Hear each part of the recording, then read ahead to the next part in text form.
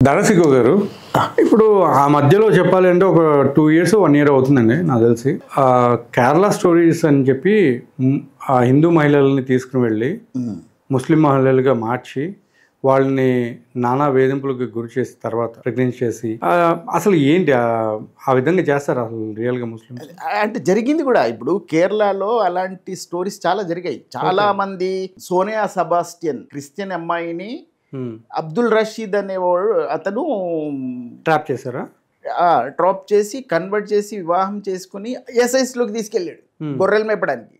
ఈ జిహదీలు అందులో ISIS లో పోరాడే జిహదీ బానిసలుగా చేయడానికి తీసుకెళ్ళాడు అని చెప్పొచ్చు. నిజం చెప్పాలంటే అతను పెళ్లి చేసుకున్నాడు, వివాహం చేసుకున్నాడు. ఇప్పుడు ఆఫ్ఘనిస్తాన్ జైల్లో పడి ఉన్నారు కదా వాళ్ళు ఇద్దరు ముగ్గురు ఇప్పటికీ అందులో వెళ్ళినటువంటి వాళ్ళు. హిందూ ధర్మంలో నుంచి ఉన్నటువంటి వాళ్ళని కూడా కన్వర్ట్ చేసి తీసుకెళ్లారు. ఇది ఒక విధంగా ట్రాప్. అది ఇప్పుడు ఆ సినిమాలో కూడా అదే చూపించారు. లవ్ జిహాద్ అని కూడా అదే లవ్ జిహాద్ అన్న పదం అప్పటి నుంచే బాగా ప్రాచుర్యంలోకి వచ్చింది. ఎందుకంటే వాస్తవంగా వాళ్ళను ట్రాప్ చేసే అందులోకి లాగి వాళ్ళ మీద ట్రాప్ చేసి వీళ్ళు అలా తీసుకెళ్లారు. దాదాపుగా 23 మందిని ఏమో తీసుకెళ్లారని చెప్తారు. అది కేరళలో జరిగింది. అది జరిగిన దాని మీదనే వాళ్ళు ఆ సినిమా తీశారు కూడా. అట్లాంటివి చాలా చోట్ల చాలా జరుగుతున్నాయి. కాకపోతే ఏంటంటే కోర్టు దాన్ని లవ్ జిహాద్ని ఎందుకు అంగీకరించలేదంటే ఇప్పుడు అది దాన్ని నిరూపించడం కష్టం. ఎందుకంటే అమ్మాయి ఎవరైనా ఈ అబ్బాయి యొక్క వలలో పడిపోతే ఆవిడ అంగీకరించదు నేను వాడు ట్రాప్ చేశాడని. అవును, అది ఇప్పుడు ట్రాప్ చేశాడనేది ఎప్పుడు బయటికి వస్తుంది అంటే ఇలాగే కష్టాలు పడినప్పుడు. ఇప్పుడు తీసుకెళ్ళి ఆఫ్ఘనిస్తాన్లో అక్కడ ISISలో ఖొరస్తాన్లో వాళ్ళను ఉంచి వాళ్ళ జీవితం దుర్భరమైనప్పుడు వాళ్ళు ఇప్పుడు ఆఫ్ఘనిస్తాన్లో కూర్చుని కూడా 2-3 సంవత్సరాల క్రితం ఇంటర్వ్యూలు ఇచ్చారు ఒక ఛానల్కి. అప్పుడు కూడా వాళ్ళు ఒప్పుకోలేదు. ఇస్లాంకు ఉన్నటువంటి దాని మీద సిద్ధాంతాల మీద వ్యతిరేకంగా. అంటే బహుశా అది ఆఫ్ఘనిస్తాన్లో ఉన్నారు కాబట్టి ఎలా మాట్లాడారో తెలియదు మనకి. కానీ ట్రాప్ అనేది అప్పుడు జనాలకైనా అర్థమవుతుంది కదా. వాళ్ళ జీవితం దుర్భరమైంది, పిల్లలు చిన్న చిన్న పిల్లలు ఉన్నారు వాళ్ళకి. దాని తర్వాత ఎంతమందిని పెళ్లి చేసుకోవాల్సి వచ్చిందో తెలియదు. పెళ్లి అంటే ఏమిటి, అసలు ఇస్లాంలో వివాహం అంటే ఏమిటి అన్నది తెలుసుకోవాలి. చాలా మందికి తెలియదు ఇది. ఇస్లాంలో వివాహం అంటే డబ్బులు ఇచ్చి కొనుక్కోవడం అన్నమాట. అందులో ఖురాన్ నేను ఇందాక చెప్పినటువంటి ఒక వచనంలో అది కూడా ఉంది. యా అయ్యుహన్ నబియు ఇన్నా అహ్లల్నా లక అజ్వాజకల్లాతి ఉజూరహుని. ఉజ్రత్ అంటే మీరు కూలి అన్నమాట. మీ స్త్రీకి వాళ్ళను లైంగికంగా వాడుకుంటున్నారు కాబట్టి దానికి బదులు మీరు ఇచ్చే డబ్బులు వీళ్ళు మహేర్ అని చెప్తారు. ఉజ్రత్ అన్న పదం అరబీలో వాడబడింది. వాళ్ళు నువ్వు లైంగికంగా వాడుకుంటున్నావు, డబ్బులు ఇచ్చి ఎవరైనా తీసుకున్నావు వాళ్ళు నీకు ధర్మ సమ్మతం. అంటే డబ్బులు ఇచ్చి కొనుక్కోవడం ఏంటంటే స్త్రీలను. అంటే వివాహం అన్నది ఇది ఇస్లాంలో నువ్వు డబ్బులు ఇచ్చి తీసుకొచ్చినటువంటి నీ భార్యలు నీకు ధర్మ సమ్మతం. అంటే డబ్బులు ఇచ్చి కొనుక్కున్న వాళ్ళు అనే కదా ఉద్దేశించింది. ఉజ్రత్ అంటే కూలీ అనమాట. శరీరాన్ని వాడుకుంటున్నందుకు నువ్వు ఇచ్చిన కూలీ. ఇది పచ్చిగా చెప్పాలంటే అలాగే చెప్పబడింది అందులో. అంటే ఇప్పుడు మీరు చెప్తున్న నాకు ఒకటి అర్థమవుతుంది ఏంటంటే కొంతమంది తల్లిదండ్రులు కూడా డబ్బు కాసుపడి వాళ్ళ పిల్లల్ని కూడా అట్లా ఇచ్చేసేవాళ్ళు. ఆఫ్ఘనిస్తాన్ వాళ్ళకి ఇప్పుడు ఆఫ్ఘనిస్తాన్ లో చిన్న చిన్న పిల్లలను 9-10 సంవత్సరాల అమ్మాయిలను పెద్ద ముసలాళ్ళకి ఇచ్చేస్తున్నారు. ఎందుకంటే ఇస్లాంలో దానికి నిర్దిష్టమైనటువంటి వయసు అన్నది ఏమీ లేదు. అమ్మాయి బహిష్టికి అయితే ప్యూబర్టీకి వచ్చేస్తే వివాహం చేయవచ్చు అన్నది వాళ్ళ సిద్ధాంతం. ఇప్పుడు ఇరాక్ లో 9 సంవత్సరాలను సడలింపు తీసుకొచ్చారు. 9 సంవత్సరాల అమ్మాయిని వివాహం చేసుకోవచ్చని ఇరాక్ కొత్తగా నియమం తీసుకొచ్చారు. ఇరాక్ లో ఇప్పుడు ఉందా అది? ఇరాక్ లో ఇప్పుడు అమలు చేస్తున్నారు. ఇప్పుడు కొత్త చట్టం తీసుకొచ్చారు. 9 సంవత్సరాల అమ్మాయిని తీసుకోవచ్చు. ఈ సభ్య సమాజంలో మరి ఇది మాత్రం సభ్య సమాజంలో అంగీకరించబడుతుంది వాళ్లకు, వాళ్ళ సభ్య సమాజంలో. ఇది మేము ఒకవేళ దీన్ని బహిరంగంగా మేము దీన్ని విమర్శిస్తే మేము శత్రువులం. ఎందుకంటే అది ప్రవక్త ఆచరించారు. వీళ్ళ ఆఖరి ప్రవక్త ముహమ్మద్ ఆయేషా అనే తన యొక్క 9 సంవత్సరాల తన యొక్క మిత్రుడు సహచరుడు అయినటువంటి అతని యొక్క కూతుర్నే తీసుకున్నాడు. ఇప్పుడు మన దగ్గర నిత్యం 24 గంటలు కలిసి తిరుగుతున్నటువంటి స్నేహితులు నీ అమ్మాయి నేను వివాహం చేసుకుంటానంటే ఎంత అసహ్యంగా ఉంటుంది అది. కానీ ప్రవక్తలే అలా చేశారు. వాళ్ళ ప్రవక్తల చరిత్రలో అలాగే ఉంది. అబూబకర్ కూతురు ఆయేషా 9 సంవత్సరాల వయసులో ప్రవక్త మొహమ్మద్ చేసుకున్నారు. ఉమ్. మరి అది ఇప్పుడు వాళ్ళు ప్రవక్త మొహమ్మద్ ఏదైతే ఆచరించారో అది ఆచరించడమే సున్నత్. అంటే ఇప్పుడు ప్రతి చోట కూడా ఇరాక్ ఏంటి, ఇరాన్ ఏంటి, పాకిస్తాన్ ఏంటి, ఎక్కడైనా సరే ముస్లింలు అనేవాళ్ళు 9 సంవత్సరాలు అంటే చాలా దారుణం కదా అది. అంటే మీకు అనిపిస్తుంది అలా? ఉమ్. వాళ్ళు దాన్ని ఎలా వాదిస్తారంటే ఉమ్. స్త్రీ పుష్పవతి అయితే అమ్మాయి వివాహానికి అర్హురాలు అని. ఉమ్. వాళ్ళ యొక్క శరీర ఎంతవరకు సహకరిస్తుంది, ఎంత మెచ్యూరిటీ వచ్చిందన్న దాని మీద వాళ్ళకి అది లేదు, ఉమ్. నిబంధనలు ఏమీ లేవు కదా అర్థం. కానీ ఇప్పుడు ముస్లిమ్స్ లో కూడా కన్వర్షన్స్ అనేది జరుగుతాయి, వాళ్ళు డబ్బులు ఇవ్వడం జరుగుతుంది, ఆ డబ్బులతోనే చాలా మంది కూడా సెటిల్ అవడం కూడా జరుగుతుంది అని కూడా చెప్తున్నారు. అదెంత వరకు కరెక్ట్ అంటారు? ఇప్పుడు డబ్బులు ఇచ్చి మత మార్పిడులు జరుగుతున్నాయి అన్నది ఎప్పుడు కూడా ఇది నిరూపితం అవ్వదు. ఎందుకంటే తీసుకున్న వాళ్ళు ఎప్పుడు అంగీకరించరు. వాళ్ళు డబ్బులు ఇచ్చి మతం ఇచ్చిన వాళ్ళు అంగీకరించరు, తీసుకున్న వాళ్ళు కూడా ఇవ్వరు. ఓకే. ఇప్పుడు అది ఎలా బయటకు వస్తుంది? ఎందుకంటే రెండు నేరమే. అంటే అసలు ఉందా లేదా అది చెప్పండి మీరు. ఉండవచ్చు, ఎందుకంటే నిశ్చయంగా ఇప్పుడు చాలా మంది, ఇప్పుడు జాకిర్ నాయక్ కొన్ని సభలు నిర్వహించిన కాలఘట్టంలో వాడికి అక్షరం తెలియదు. ఆ పేపర్లో చదివింది లా ఇలాహా ఇల్లల్లా కూడా వాడు సరిగా చదవలేకపోతున్నారు. నీ ఇస్లాం స్వీకరిస్తున్నాడు అంటే ఇస్లాంలో ఏ గొప్పతనం చేసి నువ్వు స్వీకరించావు ఇస్లాం అని నిలదీసి అడిగితే చెప్పగలడా? ఏమీ చెప్పలేడు. ఎందుకంటే వాడికి ఆ లా ఇలాహా ఇల్లల్లా ముహమ్మదు రసూలుల్లాహ్ సరిగా పలకడం రావట్లేదు. వాడికి ఇస్లాం గురించి అక్షరం తెలియదు. నువ్వు ఇస్లాం ఎందుకు స్వీకరించావు అంటే వాడు చెప్పలేడు. మరి ఎందుకు స్వీకరించి ఉంటాడు? దాని వెనకాల ఏదో లావాదేవీలు జరిగాయి అన్నది కదా అర్థం. డబ్బుల గురించి అంటారు. నీకు ఇస్లాం గురించి ఏబీసీ ఏమీ తెలియదు, నిలదీసి అడిగితే ఏమీ చెప్పలేవు. ఎందుకు అంగీకరించావు? నీకు నీ మతంలో కానీ వేరే మతాల్లో లేని గొప్పతనం ఏం కనిపించిందంటే చెప్పగలరా? ఈ ఇస్లాం మతంలో మారినటువంటి వ్యక్తిని నా ముందు తీసుకురండి, 2 నిమిషాలు తేల్చేస్తాను. ఏ గొప్పతనం చేసి చూసి ఇప్పుడు హైందవ ధర్మం నుంచి మారాడు అనుకోండి, ఇక్కడ లేనటువంటిది గొప్పతనం నీకు అక్కడ ఏం కనిపించిందంటే చెప్పగలరా? ఏమీ చెప్పలేడు. సరే, ఇప్పుడు నేను మిమ్మల్ని అడిగేది ఏంటంటే, ఇప్పుడు ఇస్లాంలో కనిపించినటువంటిది హైందవ ధర్మంలో మీకేం కనిపించింది? ఏంటిది? ఏం పాజిటివ్ కనిపించినాయి అంటున్నా? నాకు ఇస్లాంలో పాజిటివ్ కనిపించలేదు. ఇస్లాంలో కనిపించినటువంటి పాజిటివ్ హైందవంలో ఏ పాజిటివ్ కనిపించింది అని అడుగుతున్నాను. నాకు ఇస్లాంలో పాజిటివ్ ఏం కనిపించలేదు కాబట్టి నేను వదిలేశాను. సరే, వదిలేశారు. నేను మళ్ళీ అడుగుతున్నాను, మీరు ఇస్లాంలో కనిపించినటువంటి పాజిటివిటీ హైందవంలో ఏం పాజిటివిటీ కనిపించింది అంటున్నా మీకు? అక్కడ లేనటువంటిది ఇందులో ఏం కనిపించింది అంటున్నారా? ఇస్లాంలో లేనటువంటి గొప్పతనం హైందవంలో ఏం కనిపించింది అంటున్నారు. అదే, ఈ ఇస్లాంలో లేనటువంటి గొప్పతనం హైందవంలో ఏం గొప్పతనం కనిపించింది మీకు? హైందవంలో గొప్పతనం అన్నది పక్కన పెడితే ఏంటంటే, హైందవ సంస్కారం సంవత్సరాల గురించి స్త్రీలను గౌరవించడం కానీ, అంటే నేను హైందవం స్వీకరించలేదు, నేను హిందూగా మారలేదు, కాకపోతే భారతీయ సంస్కృతి అన్నది ఒక విశిష్టమైనటువంటి సంస్కృతి. ఇక్కడ ఎవ్వరు కూడా భారతీయ సంస్కృతిలో ఉన్నటువంటి వాళ్ళు, హైందవ సంస్కారంలో ఉన్నటువంటి వాళ్ళు ఇతరుల మీద దండయాత్ర చేసి కేవలం విశ్వాసం ఆధారంగా ఎవరి మీద దండయాత్ర చేసి వాళ్ళను దాడులు చేసి దోచుకోలేదు. ఏ కృష్ణుడు, ఏ రాముడి యొక్క వ్యక్తిత్వం మహా గొప్పగా చిత్రీకరించబడింది అందులో.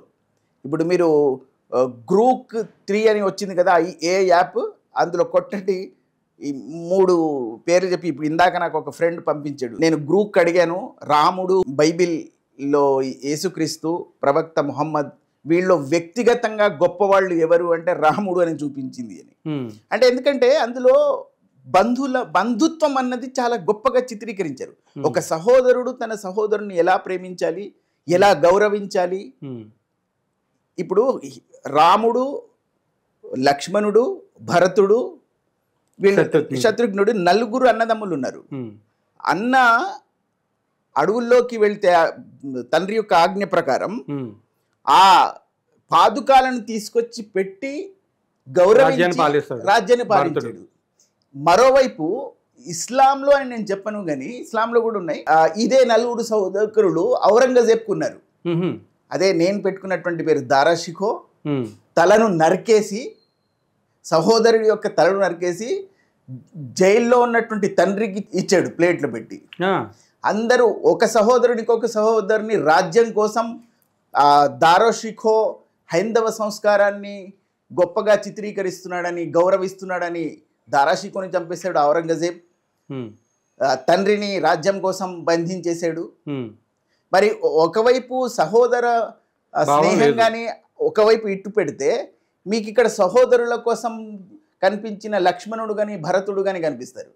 ఈ రెండును మీరు ఒకవేళ చూస్తే చిన్న పిల్లవాడికి కూడా తెలిసిపోతుంది ఏ వ్యక్తిత్వం గొప్పది అని. ఇక్కడ షఫీ గారు ఒక మాట అన్నారు, భారతదేశంలో పుట్టిన ప్రతి ఒక్క ముస్లిము కూడా ఎవరైనా సరే, అది హిందూ ముస్లిం క్రిస్టియన్ ఎవరైనా సరే, ప్రతి ఒక్కళ్ళు కూడా హిందువులే, భారతీయులే, అంటే వాళ్ళందరూ కూడా హిందూ సంబంధించిన వాళ్ళే అనేసి కూడా మాట్లాడడం జరిగింది. అంటే వాళ్ళు ముస్లింలు కాదు, వాళ్ళు హిందువే, ఫస్ట్ వాళ్ళు హిందువే, హిందూ తర్వాత ముస్లిం అని కూడా మాట్లాడడం జరిగింది. అది ఎంతవరకు రైట్ అంటారు? ఇప్పుడు ఉన్నటువంటి ముస్లింలు కూడా అంగీకరిస్తారు అది, ఎందుకంటే వాళ్ళ పూర్వీకులు హిందువులు అనేది వాళ్ళు అంగీకరిస్తారు. మీరు అనుకుంటారు వారు అంగీకరిస్తారు. ఎందుకు అంగీకరిస్తారంటే వాస్తవం కూడా అదే. వాళ్ళు ఇప్పుడు ఎందుకు అంగీకరిస్తున్నారు అన్నది కూడా దానికి పాయింట్ ఏంటంటే, వాళ్ళు ఏమని అంగీకరిస్తారు, మా పూర్వీకులు హిందువులే కానీ ఇస్లాంలో ఉన్న గొప్పతనం చూసి మా పూర్వీకులు ఇస్లాంలోకి మారిపోయారంటారు. ఓకే, వాళ్ళు బలవంతంగా మారారని అంగీకరించరు. వాళ్ళ మెడల మీద కత్తులు వేసో వాళ్ళను వేరే విధంగా భయపెట్టించో మార్చారు అన్నది అంగీకరించకుండా ఇస్లాం గొప్పతనం వల్ల మా పూర్వీకులు మారారని చెప్తారు. దరసికు గారు, అయితే నాకు చిన్న క్వశ్చన్ అదేంటంటే, చాలా మంది X Muslim, ex Christian and X Hindu ఇలా వస్తున్నారు. ఆ విధంగా చూసుకుంటే మీ యొక్క ఫ్రెండ్షిప్ అంటే సహచరుల్లో ఎంతమంది మీ ద్వారా లాభపడ్డ వాళ్ళు కానివ్వండి, లేదా మీరు చెప్పేటువంటి మాటల్ని తిరస్కరించి మాట్లాడే వాళ్ళు కానివ్వండి, లేదా మీ కుటుంబంలోనే మీ మీద విభేదాలు చూపించే వాళ్ళు కానివ్వండి, ఎంతమందిని మీరు కూడగట్టుకున్నారు? చాలా మంది శత్రువులుగానే మారిపోయారు. ఇప్పుడు నిజం చెప్పాలంటే, ఎప్పుడైతే నేనని తెలిసిందో, నేను ఇలా బహిరంగంగా వచ్చి ఛానల్ పెట్టి ఇస్లాం నిజాలు చెప్తున్నాను, నేను ఇస్లాం యొక్క వాస్తవాలను చెప్తున్నప్పటికీ అది వాళ్ళు దాన్ని విమర్శనాత్మకంగా తీసుకుంటున్నారు. నేను విమర్శించడం లేదు, నిజంగా నేను అందులో రాసి ఉన్నటువంటి విషయాలను వాళ్ళ వరకు చేరుస్తున్నాను అంతే. మీరు ఇది చదవండి, అర్థమయ్యేలా చెప్పడానికి ట్రై చేస్తున్నారు. మీరు నేను చేసినటువంటి ఒక్క తప్పు ఏదైనా సూచించి ఇది లేనిది, ఇస్లాంలో లేనిది, మీ స్క్రిప్చర్స్లో లేని చెప్పని సూచించమని వాళ్ళు చెప్పలేరు. కానీ వాళ్ళందరూ ఇప్పుడు ఏకమై శత్రువులుగా మారారు. నాతో చిన్నప్పటి నుంచి చైల్డ్హుడ్ ఫ్రెండ్స్, ఏకంగా నిరంతరం ఫోన్లలో మాట్లాడుకొని కలిసి తిరిగే వాళ్ళు కూడా ఇప్పుడు నాకు కట్ అయిపోయారు. వాళ్ళు కూడా ఫోన్ చేయట్లేదు ఇది తెలిసిన తర్వాత కూడా. అంటే ఇస్లాం ఏమిటంటే తల్లిదండ్రులను, సహోదరులను, రక్తబంధాన్ని కూడా తెంచేస్తుంది. యా అయ్యుహల్లదీన ఆమనూ లా తత్తఖిజు ఆబాఉకుం వ ఇఖ్వానుకుం ఔలియాయ మిన్ ఇస్తహబ్బుల్ కుఫ్ర అలల్ ఈమాన్. ఖురాన్లో వచనం ఉంది ఇది 9వ అధ్యాయంలో. ఏంటంటే ఒకవేళ నీ తల్లిదండ్రులైనా సరే, సహోదరులైనా సరే, ఈమాన్ అంటే అల్లాహు యొక్క పైన ఉన్నటువంటి విశ్వాసానికి బదులుగా వేరే విశ్వాసాన్ని తీస్తే వాళ్ళని దూరం ఉంచు, వాళ్ళని తృణీకరించు, వాళ్ళు తోసిపుచ్చేయి అని ఖురాన్లో అల్లాహు ఆదేశిస్తున్నాడు. దాని ఆధారంగానే వాళ్ళు మిమ్మల్ని ఇప్పుడు నన్ను మాత్రమే కాదు, ఇస్లాం వదిలేసినటువంటి ప్రతి వ్యక్తికి జరుగుతున్నటువంటిదే ఇది. ఓకే, పోనీ మీలాగా ఎవరినైనా ఇప్పటి వరకు కలవడం జరిగిందా? మీరు మాలాంటి వాళ్ళు చాలా మంది ఉన్నారు, మేము కలుస్తూ ఉన్నాం. మేము అందరం కలిసి మాకు ఒక ఆర్గనైజేషన్ లాంటిది కూడా స్థాపించడానికి మేము ప్రయత్నాలు చేస్తున్నాం. నైస్ అండి. ఎనీవే, అది కార్యరూపంలోకి ఎప్పుడు వస్తుందో చెప్పలేం. అంతే. నైస్. దారసిక్కు గారు నిజంగా చాలా విషయాలు చెప్పారు. కాకపోతే నాకు ఉన్నటువంటి ఒక మెయిన్ క్వశ్చన్ ఏంటంటే, ఇప్పుడు మీరు ఇంత ఇదిగా ఓపెన్ గా మీరు బయటకు వచ్చేదారు, బయటికి రావడం వల్ల మీకు ఎలాంటి ప్రాబ్లమ్స్ కానీ ఏమైనా క్రియేట్ అయితే అప్పుడు పరిస్థితి ఏంటంటారు? తప్పకుండా అవుతుందండి, ఇందులో ఏ మాత్రం సందేహం లేదు. ఎందుకంటే వీళ్ళు దాన్ని నేను ఉన్న విషయాలు ఉన్నట్టు చెప్పడం, ఇస్లాంలో ఉన్నటువంటివి, లేని విషయాలు నేను ఎప్పుడు కూడా మాట్లాడలేదు. ఇంకొకటి, నా విషయం నేను ఎప్పుడు కూడా ముస్లింలను విమర్శించను. వాళ్ళు చాలా మంచి వాళ్ళు ఉన్నారు, వ్యక్తిగతంగా కానీ వ్యక్తిత్వపరంగా చాలా మంది గొప్ప వాళ్ళు ఉన్నారు, చాలా మంచి వాళ్ళు ఉన్నారు. కానీ ఇస్లాం వాళ్ళను ఆ విధంగా మార్చివేస్తుంది. ఇప్పుడు చూసారా, నాకు చైల్డ్హుడ్ నుంచి ఫ్రెండ్స్ ఒకేసారి ఇప్పుడు ఒక్క విషయంతో, ఇప్పుడు వ్యక్తిగతంగా వాడిని మీరు కొట్టండి, వాడిని తిట్టండి, వాడికి ఏమీ అవ్వదు, వాడు రెండో రోజు మాట్లాడతాడు. కానీ మతం అనే వచ్చేసరికి వీళ్ళని ఎంతగా ప్రభావితం చేసేసింది ఇది అంటే, ఎవరో 1400 సంవత్సరాల క్రితం పుట్టినటువంటి ఒక వ్యక్తి, ప్రవక్త, తనను తాను స్వయం ప్రఖ్యాపిత ప్రవక్త, వీళ్ళ మీద ఎంతగా ప్రభావం చూపారు అంటే ఇంతగా చూపారు.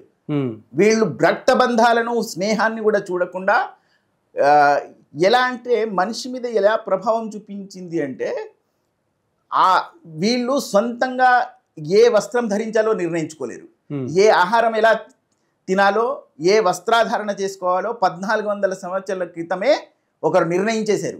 ఇలా వస్త్రాధారణ చేయాలి, ఇలా గడ్డం పెంచాలి, ఇలా మీసం తీసేయాలి, వేలా వెంట్రుకలు. ఒకవేళ నువ్వు బహిర్భూమికి వెళ్తున్నప్పుడు కూడా అల్లాహను, ప్రవక్తను స్మరించాలి, స్మరించకపోతే నీ మీద దైవదూతలు శాపనార్థాలు పెడుతూ ఉంటాయి అని వీళ్ళను ఎలా బానిసల్ని చేసేసారంటే, తన జీవితంలో వీళ్లకు తార్కిక పరిజ్ఞానం లేదని, వీళ్ళ ఆలోచన రహితులని, వీళ్ళను ఒక జడ పదార్థంగా మార్చేసింది ఈ భావజాలం. ఓకే. ఎందుకంటే వాళ్ళ జీవితంలో ప్రతి కోణంలో వాళ్ళని అనుసరించాలి. వస్త్రాధారణలో, ఆహారం తీసుకోవడంలో, అంటే మనిషి సహజంగా నా విషయాన్ని నేను నిర్ధారించుకోలేను, నువ్వేం తినాలో నీకు నేను చెప్తాను 1400 సంవత్సరాల క్రితం నేను చెప్తానంటున్నారు. ఇప్పుడు ఎందుకంటే ఏది హలామో హరాలో వాళ్ళు నిర్ణయించారు 1400 సంవత్సరాలు.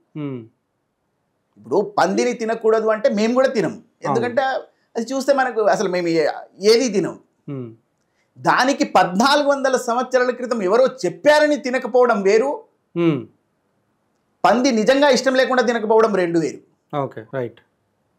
అంటే దాని మీద ప్రభావం వచ్చినట్టు కదా. నువ్వు ఏం తినాలో నీకు వాళ్ళు నిర్ణయిస్తున్నారు, నువ్వు ఏం వస్త్రాలు. అర్థం కానీ అసలు పందిని ఎందుకు వ్యతిరేకిస్తారు వీళ్ళు? అదే చెప్తున్నాను. ఇప్పుడు పందిని అప్పటికే వాళ్ళు యూదులు పందుల వ్యాపారం చేస్తున్నారు, యూదులతో శత్రుత్వం ఏర్పడింది, ఆ వ్యాపారాన్ని దెబ్బగొట్టాలని చేసి ఉంటారు. ఓకే. అయితే ఇక్కడ అదే ముస్లిమ్స్ లో వాళ్ళ యూదుల్లో కూడా పంది అది చేశారని చెప్తారు. అంటే పలు కారణాలు ఉండవచ్చు చేయడానికి అప్పట్లో. అయితే ఇప్పుడు ఇదే ముస్లిం యొక్క ధర్మంలో స్త్రీ మొత్తం చిటికిన వేలుకు సంబంధించినటువంటి గోరు కూడా కనిపించకుండా మొత్తం ముయ్యాలి అని చెప్తారు. అది అసలు ఎందుకు అలా? ఎందుకంటే కానీ అది చాలా వరకు హర్షించదగింది అనేసి అనుకుంటున్నాను. ఎందుకంటే పరాయి వాళ్ళకి మా యొక్క స్త్రీలు ఎవరు కూడా అలా కనిపించకూడదు చెడుగా అనే ఉద్దేశమా, లేకపోతే చెడు అంటే ఏంటండి? చెడు దృష్టి ఎలా? ఇప్పుడు మనం రైల్వే స్టేషన్కు బస్ స్టాండ్కు వెళ్తే వందలాది మంది చీరలోనో భారతీయ వస్త్రాధారణలలో వేరే వస్త్రాధారణలో కనిపిస్తున్నారు. మీరు అలాగే చూస్తున్నారా వాళ్ళను వక్ర దృష్టితో అందరినీ? లేదు, కానీ కనిపించే విధానం అనేది వేరు ఉంటుంది కదా అక్కడ. ఎలా? ఇప్పుడు కొంతమంది సరిగ్గా డ్రెస్సెస్ కూడా వేసుకో, ఈ మధ్య కాలంలో చూసుకుంటే అది వేరు. అదే చెప్తున్నాను. ఇప్పుడు అలా కాకుండా వీళ్ళది ముస్లిం మహిళ అనేది ఇలానే ఉండాలి, అలా దేవుడు చెప్పాడు, ఇలానే చేయాలి, ఎవరికి అభ్యంతరం లేదు. కాకపోతే మతం నిర్దేశించింది కాబట్టి ధరించడం అన్నది రెండు వేరు. ఇది మనం ఆలోచించవలసిన విషయం ఏంటంటే, వ్యక్తిగతంగా నీ శరీరం అవశిష్టాలను దాన్ని ప్రదర్శించలేకపోవడం అనేది ఎవరికి ఇష్టం ఉండకపోవచ్చు, వాళ్ళు ధరించవచ్చు. కానీ అలా కాకుండా ఎవరో నిర్బంధించారు కాబట్టి నేను వస్త్రాధారణ చేసుకుంటున్నాను అన్నది తప్పండి. ఈ రెండు వ్యత్యాసం కదా. నీకు తెలియదు నువ్వు ఎలా ఉండాలో, కనీసం నీ నిర్ణయాలు నువ్వు తీసుకోలేవా? దానికి 1400 సంవత్సరాల క్రితం ఎవరో నిర్ణయించాలా? ఇంకోటి ఇస్లాంలో ఇది ఎలా వచ్చిందో కూడా చెప్తాను. చెప్పండి. ఇది మొహమ్మద్ ప్రవక్త యొక్క సహచరుడైనటువంటి మిత్రుడైనటువంటి ఉమర్, ఖలీఫా ఉమర్, ఆయన ఇప్పుడు నేను చెప్తే వీళ్ళకి ద్వేషం వస్తుంది కానీ సహీ బుఖారీ 146 హదీస్ ఒకటి ఉంది. అందులో ప్రవక్త యొక్క భార్యలు ఆ కాలంలో బహిర్భూమికి వెళ్తున్నప్పుడు